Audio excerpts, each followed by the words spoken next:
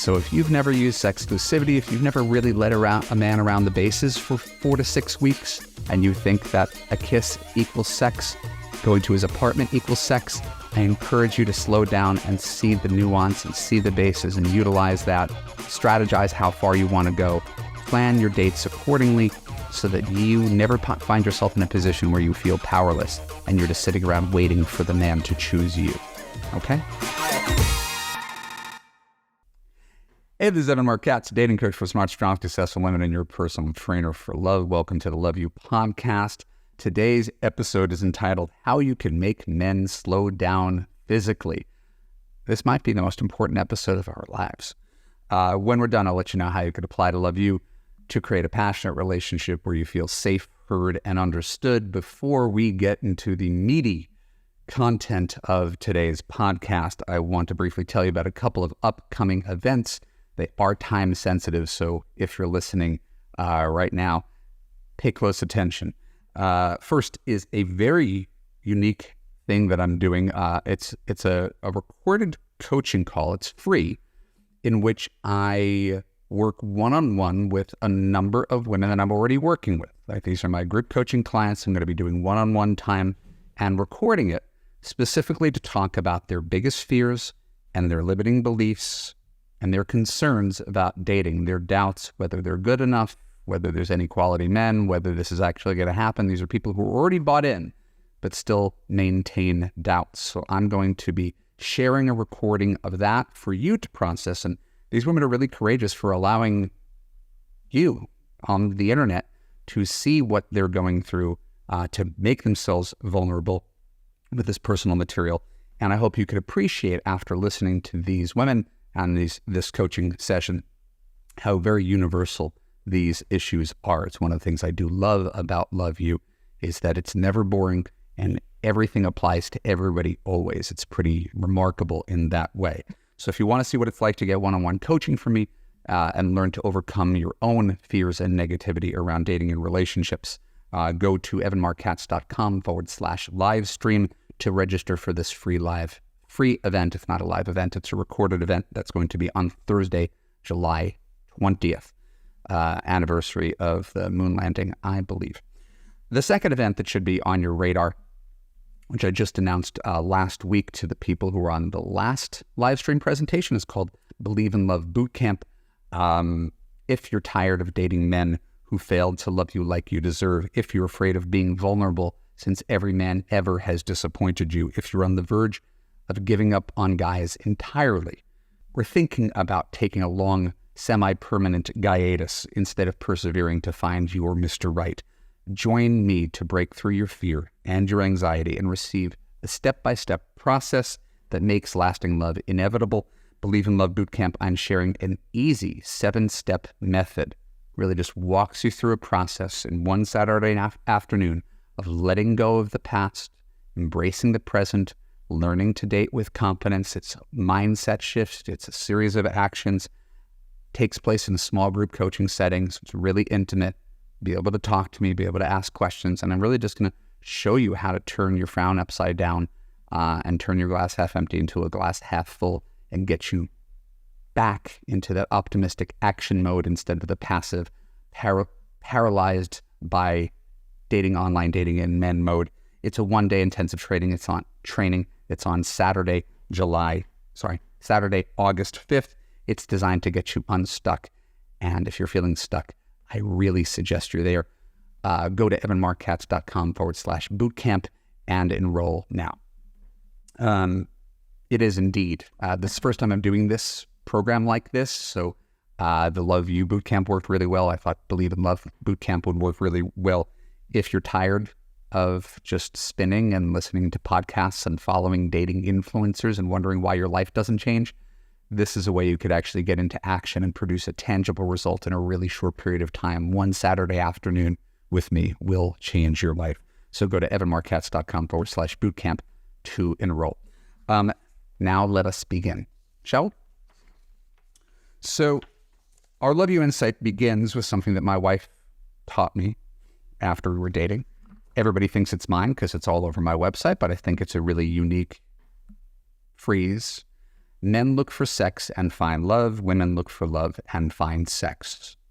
It is not universally true. We could argue, we could quibble, but the idea that in the process of looking for love, guys are trying to get laid first and figure out whether they love someone second, and women are looking for love, and in the process of looking for love, they end up having sex with guys that have potential.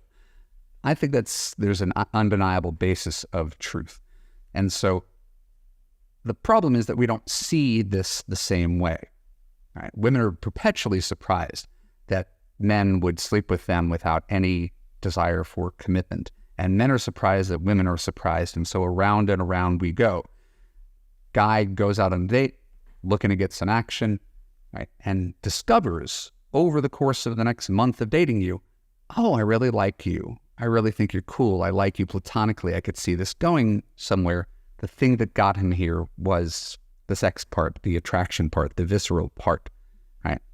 So you would never, not never, but rarely sleep with the guy just because he was there and he had a pulse. You sleep with a guy because you're attracted to him, he has potential, you want to explore that potential and it feels good. Guys will sleep with anybody who allows them to do it, regardless of whether we're attracted to you, regardless of whether we're interested or emotionally available. So because you would never do it, you tend to be surprised when men do it. You tend to get hurt when men do it. So my answer to that is generally don't sleep with guys unless he's your committed boyfriend. It saves all the trouble of what we're doing here. Because men do have sex with women they don't like, that they're not attracted to, where they have no intentions. And I could wag my finger at men and say, stop doing that, men. But it's not going to do any good. This is the difference between men and women. This is testosterone. This is evolutionary biology. Guys are going to keep on doing this no matter how much we wag our fingers at them. And it explains a lot of what happens in dating. Men in general are looking for speed. How do we get this moving fast? Swipe right. Want to hang out tonight? What are you doing? What are you doing tonight? What are you doing tomorrow? Can we meet? And all he's trying to do is like, how quickly can we move this along? How quickly can we see if there's chemistry? How quickly can I see you naked? I will try to hide those things, but that's my agenda. Right? And women are generally looking for comfort to some degree. It doesn't mean that attraction is not important. Of course it's important. But you want to be comfortable. You don't want to go on a blind date with a weirdo. You want to go out on a blind date with a guy where you want to leave the entire time you're there, or you find out that he's a stalker or a sexual assaulter. Guys don't worry about these kind of things, right? So we have different incentives. We have different worldviews when it comes to what even a date means. And so guys, when we understand the agenda, guy who pushes too hard to get laid on the first date, generally going to push a woman away. Whoa there, buddy. Right? When he pushes his agenda too hard, most women pull away from that. I talk about this in Love You Week 8 on first dates. We go in depth on this. But in general, if a guy tries too hard to get laid, women are like, no. Right? I don't feel comfortable.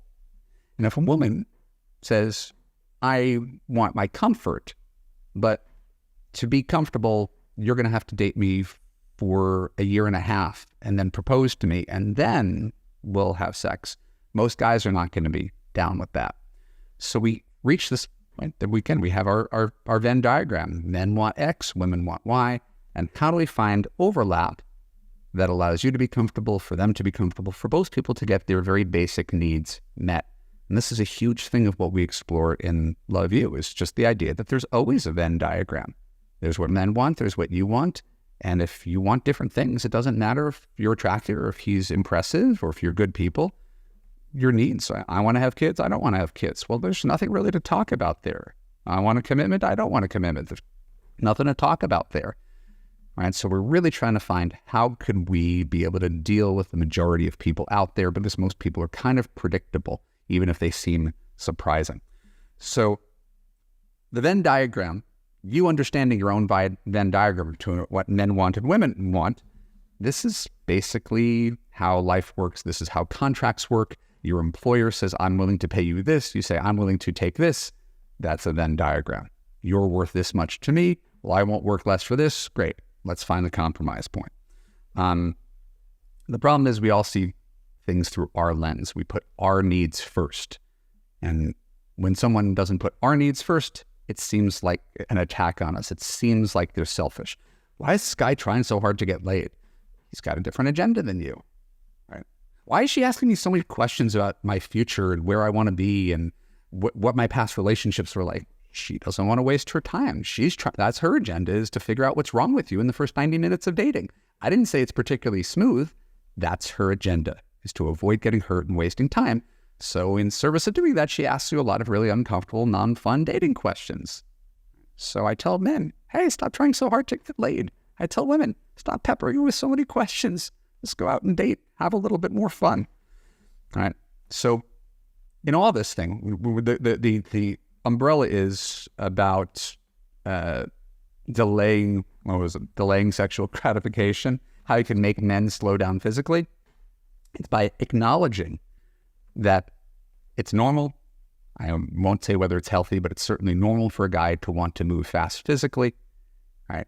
And you understand that, and you honor it, respect it, and that demonstrating to him through action that your Venn diagram is slightly different.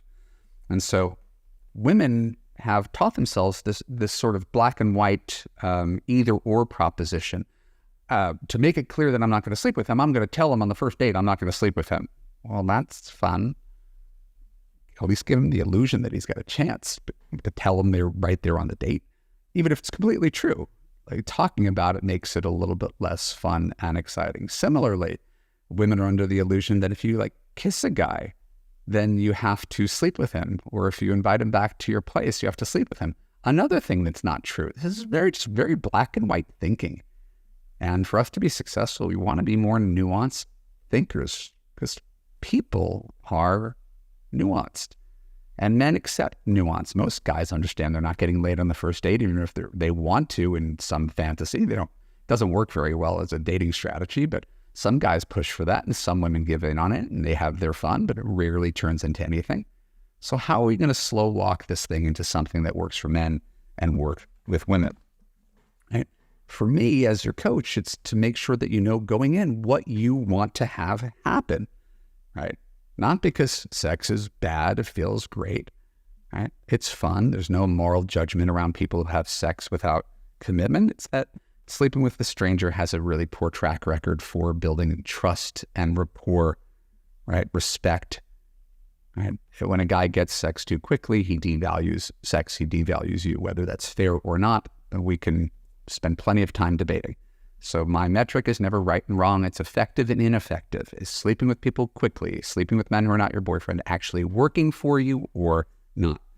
So in Love You, right, the unit we talk about sex, I bring up what's essentially, I think, an antiquated concept, but I don't mind talking about it because who do I have to impress? I'm happily married, right? And that's what we learned back in the 80s when we were going through junior high school and high school about foreplay. Right? They called it going around the bases. First base is kissing and making out, and second base usually involves removing shirts, and third base involves things that involve taking off your belt and going below the waist. And I'm being very prissy about this without being more explicit. And home base, of course, is sexual intercourse itself. I very much believe in the bases are a great place to reside while you're going through courtship process in a way that it allows our Venn diagrams to work, where you can go on a platonic first date, and then on your second date, you can make out with them in the car. And then your third date, maybe you plan something that is a farmer's market, and there's not going to be any sexual temptation if you're going to the farmer's market. And then maybe he asks you to come to his house for your fourth date, and you're like, you know what, that's a little bit soon, but it could take me out to dinner again. And you go out to dinner, and you invite him back to your place because it's nearer to the house, and you decide at the beginning of the night, and maybe you'll go to second base and you're going to stop him here and you're going to kick him out because you got to go to work the next day. The whole point is you get to orchestrate what happens. So allowing a guy to make progress by still controlling how far you want to go allows you to set boundaries, right? And allows him to feel, she finds me attractive, she finds me interesting, I've got a chance of getting some action, we're on the right track. Same time, you're also buying yourself time for him to figure out, do I actually like her platonically? I'm not just, am I pursuing her sexually, because that's a given. But are we spending enough platonic time where I actually like, oh, she's cool too. Not only am I trying to get laid, but I actually enjoy her company. That's so key, is to go slower, to allow a man an opportunity to get to know you and like you, where you're, as the CEO and he's the intern, in total control of what happens. If you go from 0 to 60, if you literally think a kiss is an invitation to fuck, well, of course you're going to have a hard time dating. If you literally don't think you're allowed to stop a guy at second base or third base, and you're just obliged to because we're all adults here, well, now we've identified the source of the problem. Guys are willing to wait. Guys respect women who make them wait. They just want to know that they have a chance, that they're moving forward, that you find them attractive, that you're not a prude, that he's not barking up the wrong tree, that you don't have any major issues around sex.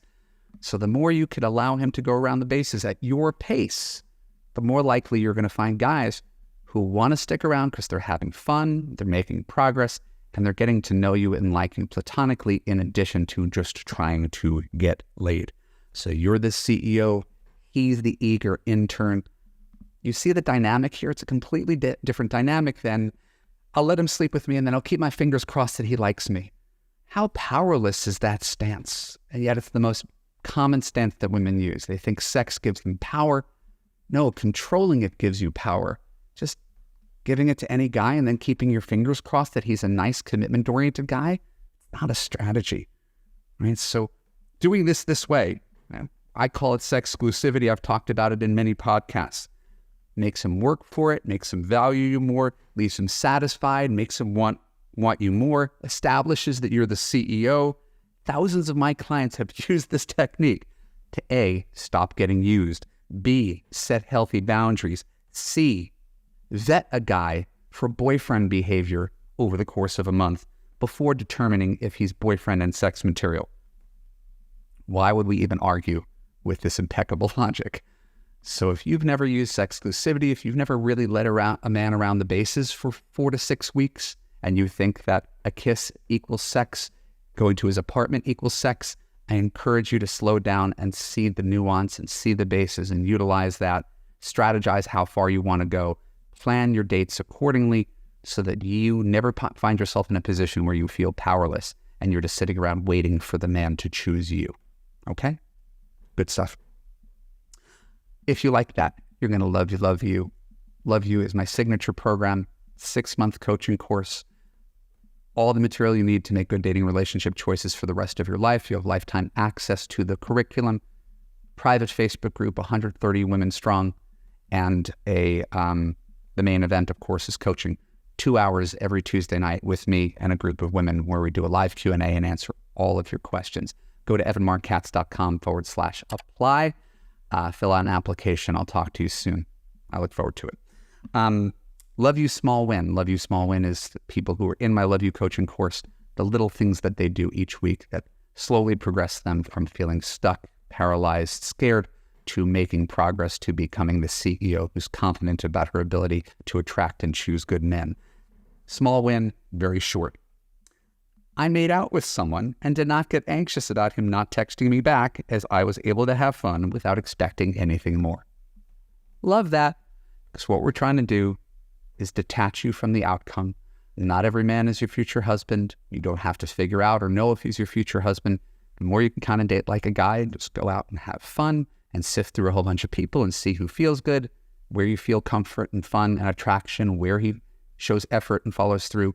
The more you can just date that way, realizing that it's a revolving door instead of getting on this emotional roller coaster, the more fun you're going to have and the more effective you're going to be, because you're coming from a place of confidence and abundance rather than fear and scarcity. Making out with guys is a good thing. All right. Now, my recommended read for the week, we try to make these Love You podcasts thematic. This one is from my blog. It's called Is Sex on the Third Date the New Normal? This comes from a few years ago. And I think it's a dilemma. I know there's a lot of men and women who feel that way. I think men are happier about that being the new normal in general than women are. I think it's a little soon to sleep with someone, even though I did it before. Theoretically, if I were single, I'd be glad to do it again. As I believe, I don't think it has a great track record of producing relationships, because you're basically sleeping with someone who's kind of a stranger. And when you sleep with a stranger, can't be too surprised if that stranger is a narcissist, if that stranger is a dick, if that stranger has no emotional investment in you whatsoever. So sex first usually isn't a great strategy, but it's a question I got asked on my blog years ago. Is sex on the third date normal? So my answer to her started with, it's your job to figure out A, if your man is interested in you, or B, if your man is just interested in sex. If you don't know if he's interested in you or sex, right, then you have to slow him down. And the problem is you can't always tell. And if you can't tell, then you definitely have to slow him down. And then the trick is, as I said a little bit earlier, your job is to make it fun for him to slow down. It's not a game, right? He's making progress. He's moving forward. He's getting little doses of what it's going to be like to be with you, right? It's not this either or, I'm sorry, I can't kiss you, right? Leave for 5 straight dates, because most guys are not going to stick around for that. So it's really finding this nuanced position. Now, a confident guy assumes that the answer is yes when it comes to dating, right? And that's with everything. He assumes you're going to like him. He assumes you're attracted to him. He assumes that he's going to get somewhere with you physically. An insecure guy does not. He doesn't assume you like him. He doesn't assume you're going to respond to him if he asks you out again. He certainly doesn't assume he can make a first move on you. And so this creates this, once again, a spectrum that we see in dating, where you have a really confident guy and you know his job is to try to get laid, and he acts like the hunter and you sort of feel like the prey, and it's not always a very comfortable situation. On the other hand, the insecure guy makes you feel kind of confused because you go out with him like 7 times and you have no idea where you stand. You have no idea if he's attracted to you. You have no idea about anything. That's the problem when you date the insecure guy, right? I've got clients who've gone on like 7 dates with a guy who hasn't made a first move. Now, 7 dates lets me know he's interested in her. That's why he's gone out with her 7 times. It also lets me know he has no confidence in his ability to make a first move. So we're vacillating. We don't want the guy who's pushing too hard to get laid, but the guy who's not making a move is equally confusing. So in general, I've discovered, not notably, but women like guys who take control. The problem is every woman has her own pace, right? If you bristled at what I was saying earlier about going around the bases and intercourse and stuff, and you're like, that's not me. That's my point. Every person has their own pace that they're comfortable with, and no one agrees to this. And this is where everything goes wrong in dating when it comes to the pace of sex. It was the main thing that screwed things up when I was a single guy. Because we all have our own pace, boundaries, preferences, morals, standards. I've had clients over the years, and I wrote this down because I thought it was interesting. These were all true. I've had born-again virgins who were waiting until marriage, like people in their 50s who decided they were going to be celibate until they found husbands. I've had clients who are all about affirmative consent. Guy has to ask permission to kiss her. That's a thing. Open to holding hands for like 6 to 8 weeks of hand holding. That was another person's boundaries. Fine with kissing, but refuse to do anything else until she's really sure that he's capable of being a good husband. So, right, she's the kissing bandit. Lots of kissing, but nothing else. And then I've had clients who are willing to move fast, have sex, but always ends up catching feelings for the guy she has sex with and ends up getting hurt routinely because she puts the sex first because she likes sex and doesn't see any problem, has no shame in doing it, nor should she feel shame. The problem is that she's always getting hurt from her willingness to have sex. That's really the problem. So I want to frame it like this. If the same guy, we'll call him Evan, had to navigate those 5 different women that I just described, if I was dating those 5 different women, I would discover I'm wrong for all of them. Right? That would be the unfortunate part. I think I'm a good person. My clients are good people. And in trying this sex thing on for size, I would discover I was wrong for all of them. And this is part of why I went on 300 dates. It's really hard to find someone where the puzzle pieces fit, right? And a good number of them broke down with this process, the sexual pacing, the communication, the expectations, the desire, right? And the feeling all the time that I was being interviewed. Right? Dating wasn't fun for me. I had fun with the hookup portion of dating and the getting to know new people portion of dating. But people interviewing me and criticizing me, that never felt good. But hey, man, that's It's the dating process. That's fine. So what I'm trying to nudge you to, right, quite vocally, is coming to the middle, right? If you're the woman who's the born-again virgin, dating's going to be a challenge. If you're the person who kisses for a month and holds hands for a month, dating's going to be a challenge. If you're the person who sleeps with people really, really quickly and then wonders why things never work out, well, that's going to be a challenge. All right, so everything is about moderation. Everything's about the middle ground. What I'm outlining is not gospel. Plenty of people can and will disagree with it. I just think what I'm talking about is highly effective because it acknowledges your need for comfort, your need to slow down, and his need to make progress so that you can both basically get what you want. And if he wants to move too fast and he refuses to accept the fact that you move at a slower pace, the whole thing is DOA, right? You're not interested in me, you're just interested in getting laid, bye-bye. Right? And if you think a guy should be kissing you after 6 weeks, you might be better off dating 8th grade guys who will be perfectly content making out for 6 weeks. So hookup culture is a real thing, right? It's what we have now, especially with the instant gratification of dating apps, right? Men have a ton of options and they're always putting in the least amount of effort to get the greatest amount of reward. If a guy could swipe right on someone, text her a couple times and have her come over with a bottle of wine to get laid, he'll take advantage of it. Doesn't mean they're going to be in a relationship, but he's going to take advantage of it. So you think, right, the original premise, do I have to have sex on the third date? No, right? You're not competing with women who put out fast. You're not competing with every woman who has no self-esteem and no boundaries. You're not competing with anybody. You're being the CEO of your own love life, and you're saying, well, what do I want to see happen? Right? So despite the fact that men are desirous and willing to put up with hookup culture, they still want to respect you. They still want a challenge. They still want to value you. Anything that comes too easily becomes devalued. Right? But they also want to feel that you're attracted to them, that they're making progress, that you're both having fun, and that it's not a game, that it feels organic. Right? So the more you can embrace these concepts and figure out how to make them work for you, you'll discover that more and more guys, the same thing when I describe what I call my 2-2-2 rule and how to slow men down from dating sites before you go on a first date and screen them. Women are like, guys don't want to do this. They don't want to email. They don't want to talk on the phone. Well, guess what? They do. You differentiate yourself. They feel connected. All right. In a world where there's women who have these really weird boundaries, right, that involve here and here, someone who occupies the middle ground is a very, very appealing option to most men. And the right guy will stick around. He will go around the bases. He will understand your need to get to know him better before you have actual intercourse. And the wrong guys are simply going to eliminate themselves, which means this is pretty much a foolproof process. If you have the courage to try something new. A lot of my clients resist this. I would say half of my clients, they hear me say this and they go off and keep on sleeping with guys. And there's nothing I can do about it because I do not control the universe as much as I'd like to. My job is just to tell you, here, I think this is going to work on guys and it's going to work for you. So now for today's Love You Love story.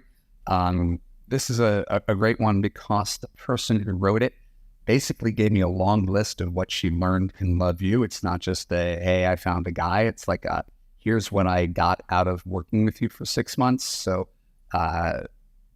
if you listen to this closely, hopefully you'll take some core concepts and realize what we do in Love You and why it's important that you embrace these things. This is how people get happy. So without further ado, here's what one client learned in Love You according to her. Alpha men and men in general do what they want to do at their own timing. As Evan claims, if your relationship does not unfold the way you want, you talk about it with him, and if nothing changes, your best leverage is to leave, as opposed to trying to change him. Never stop dating. Learn to approach it with fun. It boosts your confidence, as Evan teaches. Do it with an open mind and realistic expectations. A man is not real until he's your boyfriend.